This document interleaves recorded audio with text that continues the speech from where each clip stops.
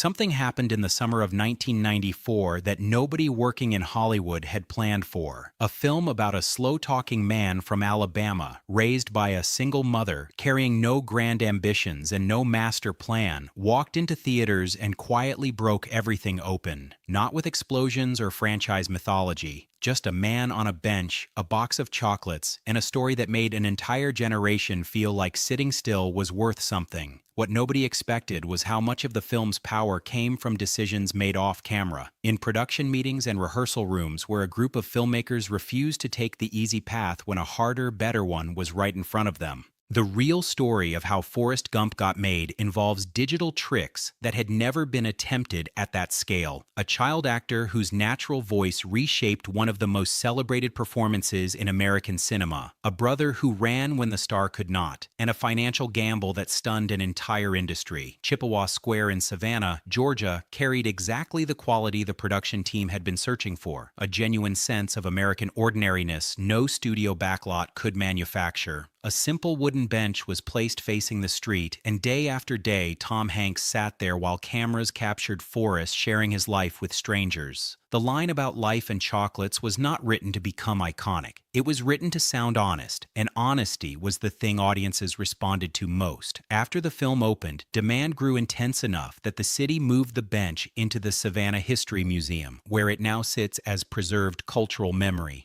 The Vietnam War sequences presented a completely different challenge. Sending the cast and crew to Southeast Asia was neither practical nor affordable, so South Carolina solved the problem. Hunting Island State Park provided dense jungle vegetation, while the Ocean Creek Golf Course on Fripp Island offered open terrain with natural tree lines. With controlled explosions, military vehicles, and period-accurate props, those peaceful greens were transformed into something violent and real. No audience member would have guessed Forrest Gump's Vietnam was filmed on a golf course. What audiences also didn't know was that many of the sweeping wide shots showing Forrest running across America were not Tom Hanks at all. His younger brother Jim Hanks served as his body double throughout those distant sequences. The logic was practical. Filming consumed many days across multiple states in physically demanding conditions, and wide shots depended entirely on a running silhouette rather than recognizable expression. Tom handled the close-ups where emotional depth carried the moment. Jim handled the distance. The final cut felt continuous. One man, one run, one journey. When in reality, it took two brothers and careful coordination to make it look that simple. Ping-pong created its own obstacle rooted in basic physics. The game moves too fast for early 1990s technology to capture clearly at full speed. The solution was to remove the ball from the set altogether. Tom Hanks trained extensively in competitive table tennis movements. The grip, the body rotation, the precise eye tracking. Except no ball existed during filming, he performed a carefully rehearsed routine while cameras recorded every motion. Digital artists then placed the ball into the footage frame by frame, matching its path to his paddle with enough precision that the result looked like genuine athletic ability. Sound designers layered in the sharp percussion of ball-striking table, timed perfectly to Hanks's movements. Every element fused into something completely convincing, and the technique pointed toward a direction that film production would eventually follow across the entire industry. The visual language of each decade was constructed with care that audiences absorbed without consciously registering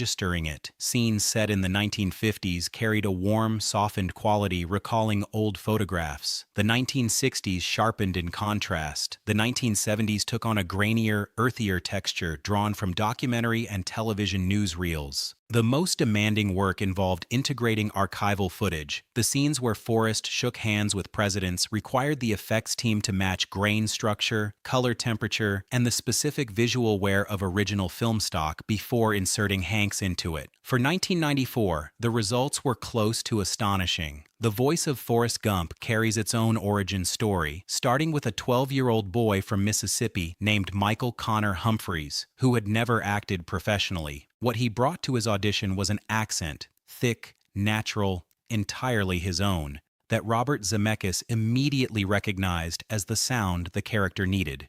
The original plan was simple. The child would study Hanks and mirror his delivery. That changed when Hanks heard Humphreys speak in rehearsal. Rather than asking the boy to copy him, Hanks reversed course entirely and began listening the way a musician studies another musician, absorbing the rhythm, the stretched vowels, the unhurried pauses. By the time filming began, both actors sounded like the same person separated only by years. The gentle sincerity in every line Forrest speaks came from a child from Mississippi who had no idea he was handing one of cinema's great actors the foundation of an iconic performance. Gary Sinise's portrayal of Lieutenant Dan required both technical invention and emotional commitment. His character loses both legs in Vietnam, and making that convincing in 1994 meant working at the edge of what digital effects could do. Sinise wore blue fabric around his lower legs during filming, and post-production artists digitally removed those limbs frame by frame.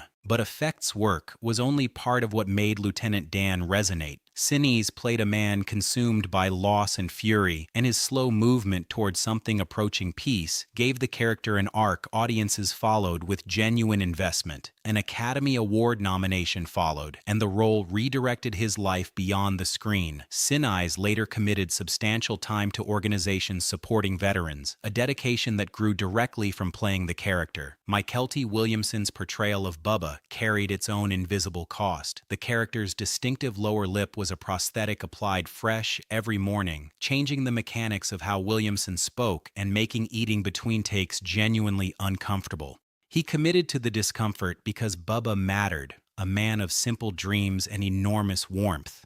The cruel result was that the performance worked almost too well. After release, casting directors could see nothing but Bubba, and finding new roles became a professional struggle that followed Williamson for years. One of the most beloved supporting performances in American cinema became, for the actor who delivered it, an obstacle that took considerable effort to move past. The financial decision Tom Hanks made before a single day of filming is still discussed as one of the boldest moves an actor has ever made. Reading the script, Hanks saw something the studio's accountants could not quantify. The film crossed too many genres, and uncertainty around it was real and widely shared. His response was to refuse a standard salary entirely, negotiating instead for a share of the profits. Failure meant walking away with almost nothing. Forrest Gump opened and earned hundreds of millions globally, meaning Hanks collected tens of millions, far beyond any fixed salary he could have negotiated. 6 Academy Awards followed, including Best Picture, Best Director for Zemeckis, and Best Actor for Hanks, his second consecutive Oscar after Philadelphia. What makes the story genuinely striking is not the money, but what it revealed. Hanks believed in Forrest Gump not as a career move, but as a story worth betting on, and the audience told him he had read it correctly. Near the opening of the film, young Forrest meets a guest at his mother's house. A musician who watches the boy shuffle in leg braces and finds an idea in that movement.